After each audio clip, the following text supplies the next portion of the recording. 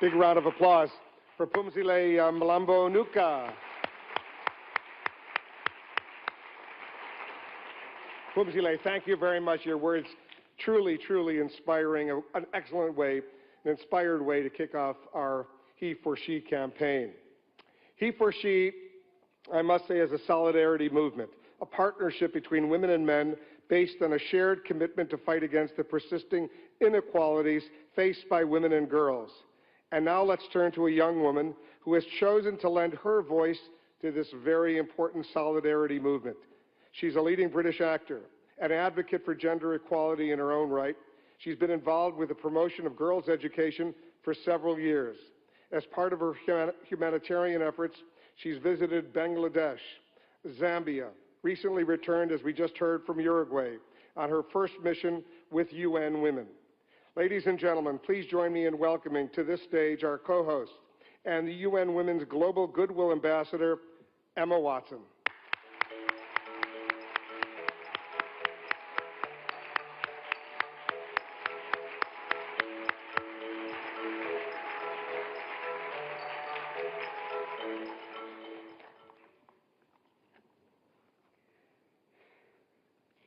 Your Excellencies, UN Secretary General, President of the General Assembly, Executive Director of UN Women, and distinguished guests. Today, we are launching a campaign called He for She. I am reaching out to you because we need your help. We want to end gender inequality, and to do this, we need everyone involved. This is the first campaign of its kind at the UN. We want to try and galvanize as many men and boys as possible to be advocates for change. And we don't just want to talk about it. We want to try and make sure that it's tangible. I was appointed as Goodwill Ambassador for UN Women 6 months ago. And the more I've spoken about feminism, the more I have realized that fighting for women's rights has too often become synonymous with man-hating. If there is one thing I know for certain, it is that this has to stop. For the record, feminism, by definition, is the belief that men and women should have equal rights and opportunities. It is the theory of the political, economic, and social equality of the sexes. I started questioning gender-based assumptions a long time ago. When I was 8, I was confused being called bossy because I wanted to direct the plays that we would put on for our parents, but the boys were not. When at 14, I started to be sexualized by certain elements of the media. When at 15, my girlfriends started dropping out of their beloved sports teams because they didn't want to appear muscly. When at 18, my male friends were unable to express their feelings. I decided that I was a feminist, and this seemed uncomplicated to me. But my recent research has shown me that feminism has become an unpopular word. Women are choosing not to identify as feminist. Apparently, I am among the ranks of women whose expressions are seen as too strong, too aggressive, isolating, and anti-men, unattractive even. Why has the word become such an uncomfortable one? I am from Britain, and I think it is right that I am paid the same as my male counterparts.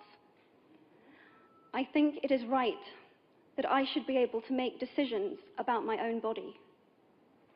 I think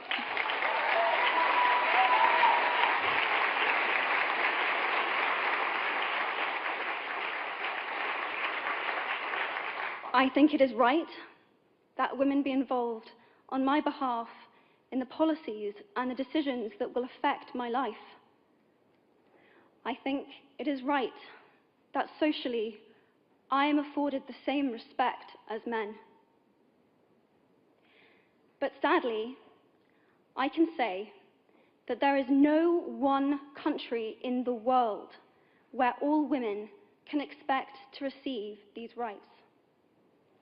No country in the world can yet say that they have achieved gender equality. These rights I consider to be human rights, but I am one of the lucky ones.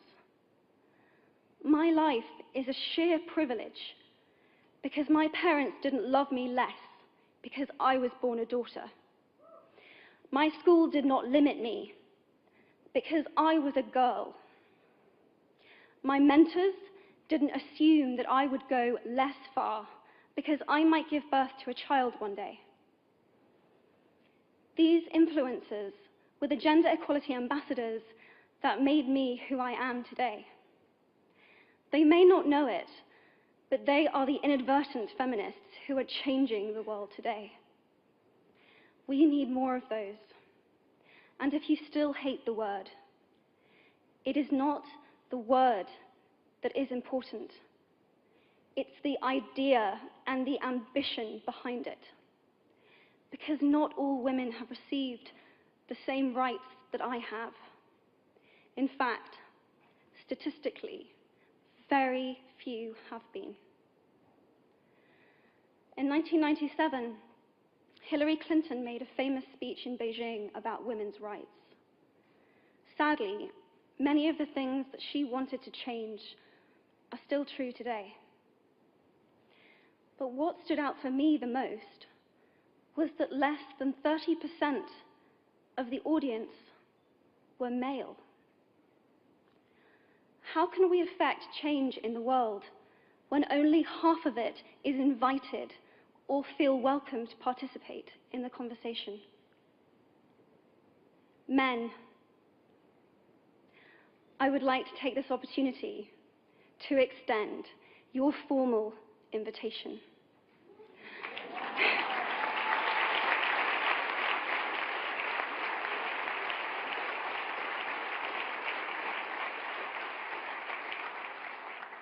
Gender equality is your issue too.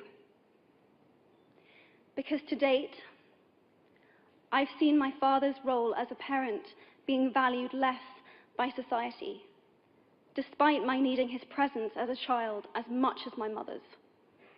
I've seen young men suffering from mental illness, unable to ask for help, for fear it would make them less of a man or less of a man. In fact, in the UK, suicide is the biggest killer of men between 20 to 49, eclipsing road accidents, cancer, and coronary heart disease. I've seen men made fragile and insecure by a distorted sense of what constitutes male success. Men don't have the benefits of equality either. We don't often talk about men being imprisoned by gender stereotypes, but I can see that they are, and that when they are free, things will change for women as a natural consequence. If men don't have to be aggressive in order to be accepted, women won't feel compelled to be submissive. If men don't have to control, women won't have to be controlled. Both men and women should feel free to be sensitive. Both men and women should feel free to be strong. It is time that we all perceive gender on a spectrum instead of two sets of opposing ideals.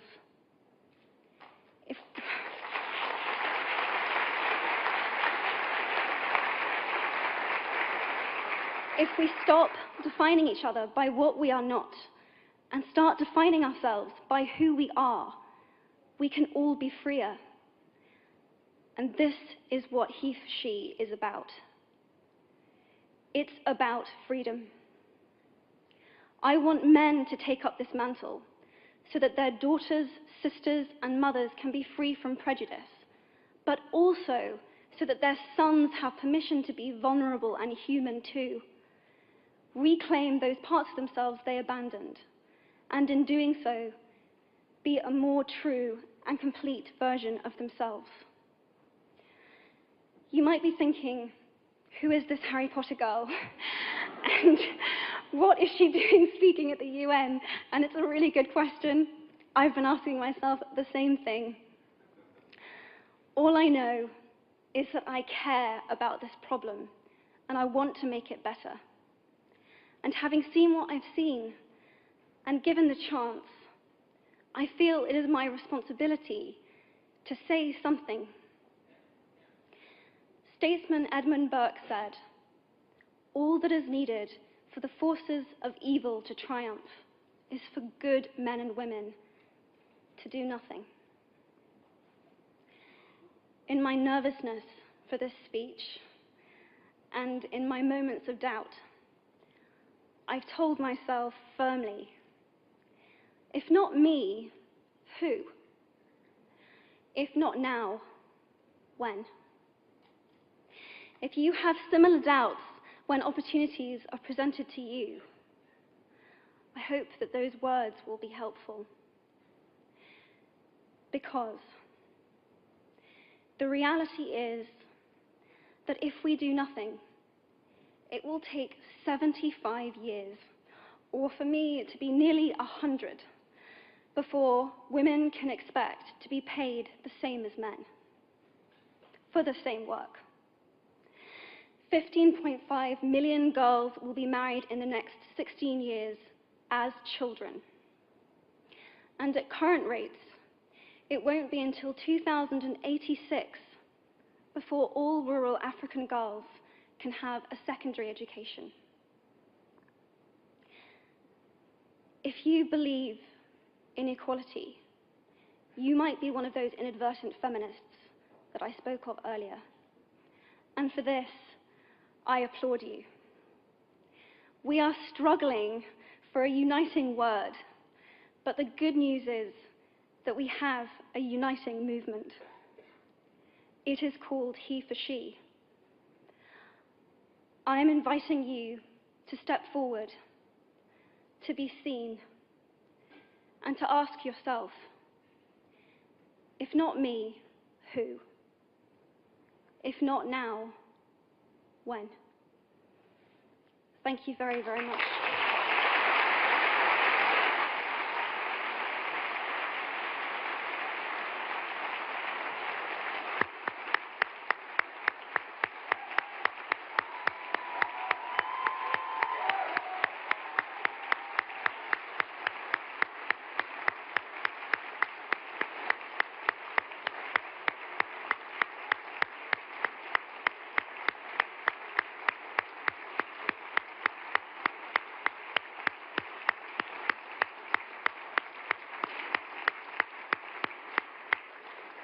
What a beautiful, beautiful speech. What a beautiful thought.